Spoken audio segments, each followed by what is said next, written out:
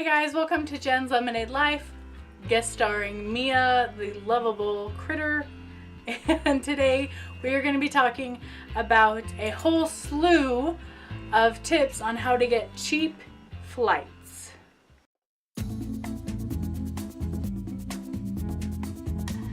I actually work in the reservations department of an airline, and just some tips that I threw together for you guys, because flying can be very convenient. It can take a 5-hour trip and turn it into 1 hour. It can take a cross-country multi-day trip and just turn it into 6 hours.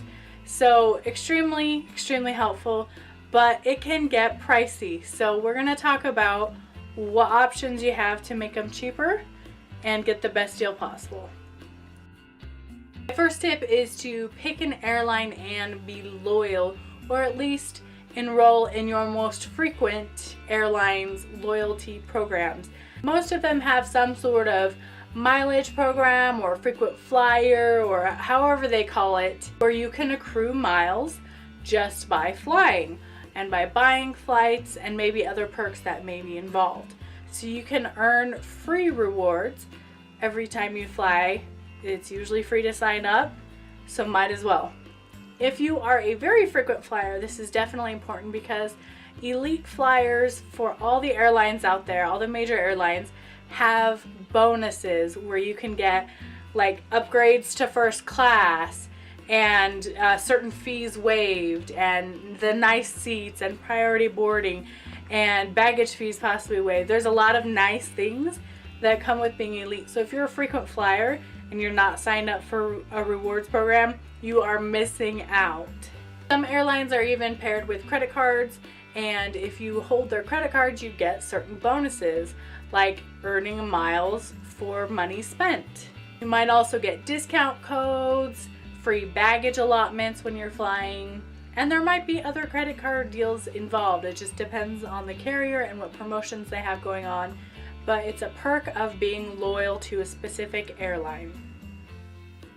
One of the biggest tips that I've learned working in the industry is to plan creatively. So if you are looking to fly from city A to B to C, it may be cheaper for you to actually look for A to B and then B to C than to do a full trip. And it might sound a little crazy, but if you're flying from LA to Seattle to Vancouver, if you type in on the websites out there, LA to Vancouver, you might come up with a flight that's $2,000. But if you go LA to Seattle and then Seattle to Vancouver, those might only be like $300 each, $600, which saves you a ton of money. And I've seen this multiple times, so it doesn't hurt to think creatively that way. One recommendation though is make sure you are booking them, if possible, with the same carrier because of irregular operations. So if a flight is delayed from one company and then you're going to be missing your flight for the next company, there may not be as much protection to get you on an appropriate flight to compensate you for any hassle. So it is best if you can get both. The whole route just planned with one carrier is usually best. Another way of thinking creatively is to think about co-terminals.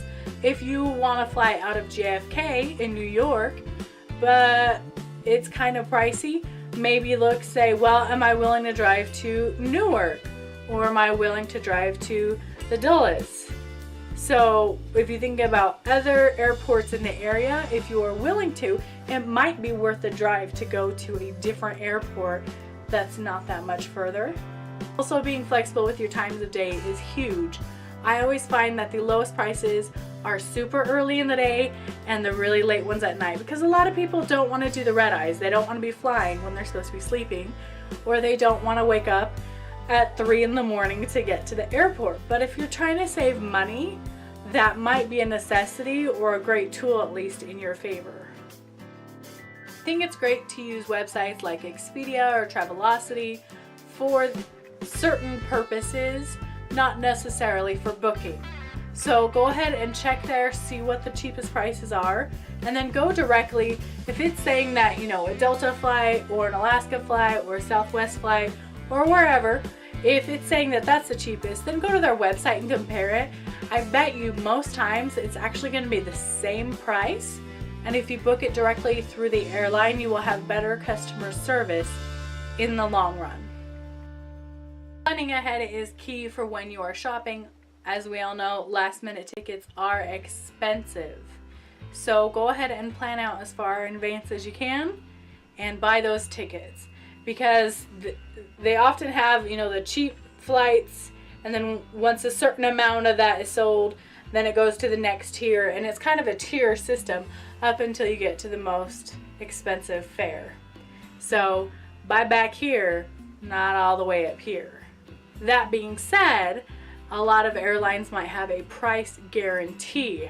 I haven't compared a whole bunch of websites. I mean, all the airlines have different rules, but maybe check them out. They might have a guarantee where if you bought the exact same flight that you want for $400, and then 2 weeks later or 2 months later, it actually goes down $100, or, you know, that it might not be that drastic, but if the price goes down and it's showing on their website, you can go on their website, or you can call up the reservations and ask for a credit certificate for the difference to be used in the future. I've had people call in and do this. There's probably websites that monitor that kind of thing, but I'll have people just call in and say, hey, I check every once in a while. I see that the ticket price went down. I want my money. Now, it's not going to be a refund necessarily, but maybe a credit certificate, get yourself some free tickets. I had a lady call in once, and she had like 6 tickets that she ended up getting like $400 back, something like that. I mean, that's some good coin to save. So just monitoring that, because generally we think, you know, the earlier you buy it, the cheaper, but not necessarily. Sometimes they throw in random little sales here and there. And unfortunately that they don't really tell people like me. Also a great idea to sign up for email deals. So you do get this promotional emails, which can be a little annoying, but you can kind of keep your eyes open for them. And then that way, if you know you're going to have a trip coming up, you can see if maybe you'll get a promo for it. I mentioned earlier about being flexible, maybe leaving on that early morning flight or that red-eye flight at night, but also being flexible in the way of planning enough wiggle room in your flight that if the flight does get overbooked and they're offering money, you can take it. You can say, you know what? I got time. I'll go on the next plane, and I would like money for a free flight later. Why not? I know some people that get a lot of free flights by doing that. One thing that made flying to Europe cheaper for me a while back was flying off season. So if you're going to a touristy place when it's not really the season to do so, maybe you're going to Hawaii in the fall instead of in winter or summer when people have summer vacation or they're going for Christmas, to do it in kind of that shoulder season, then a lot of things, be it hotels or air travel, is cheaper. Along with creative routing, purchasing creatively might be in your favor. For example, the points or miles systems that some places have, you can often buy those miles. And just do the math. You may actually get a flight cheaper by buying miles and redeeming a miles ticket than by paying for the ticket outright with a credit card. And if your plans are kind of in flux, you need to make sure to secure a ticket, but your day might change, your destination might change, then refundable tickets are a way to look. They're usually a lot more expensive, but then you do get waived any sort of change or cancellation fees, and you can get that money back if it doesn't end up working for you. One thing that I definitely do is pack light, travel light. Some airlines out there do have free baggage, or at least, you know, your first 1 or 2 bags free, and that's pretty cool. Some might even charge you for carry-ons. It really depends on how budget the airline is, but traveling light will usually save a little bit of money, and that can add up if it's $25-35 per bag each way. One of my theories is that it never hurts to ask. So do they have a military discount? Do they have a bereavement discount if you're going to a funeral? It doesn't hurt to ask. The worst that happens is they say no and you move on and you purchase your ticket. But you could have saved money just by asking. And last but not least, the way I save on airfare is by working for an airline. And I know that's not for everyone, but honestly, just by working for an airline, I get flight benefits and it is awesome. There are pros and cons to this. That's for sure. Standby travel is not if you absolutely need to get somewhere at a certain time. Don't do it. But it's really cool if you're just like, you know what, I want to take a weekend trip to go visit a friend just because I can. It's not all standby necessarily, but it's a great perk. And not only with the airline that I work for, but once you've worked in the industry for a certain amount of months usually, then you can actually fly with a lot of airlines. So I can fly all over the world if I want on standby for a seriously discounted price. Well, there you go. There's about a dozen travel tips about how to get cheap flights. If you know of any that I haven't heard of, feel free to leave a comment down below. I know a big question, especially that I had before working for the airline industry, was what is the cheapest day to fly? And I'll be honest, I've only been working for a few months in reservations and I still don't know that answer. There are some days, like maybe Tuesdays and Thursdays, that don't have as many frequent flyers as like a Monday or a weekend. So those probably are a little cheaper. I can't confirm that 100%, but just do the shopping. Keep your eyes on it if you're looking for a flight and you're looking for the best deal. So thank you again for joining me here on Jen's Lemonade Life. I'm trying to do Travel Tuesdays, so it may be a non-revving vlog where I'm flying standby or a tip video like this.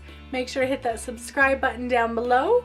Also, give this a like if you enjoyed it and leave a comment below on what you found the most interesting or maybe most helpful tip.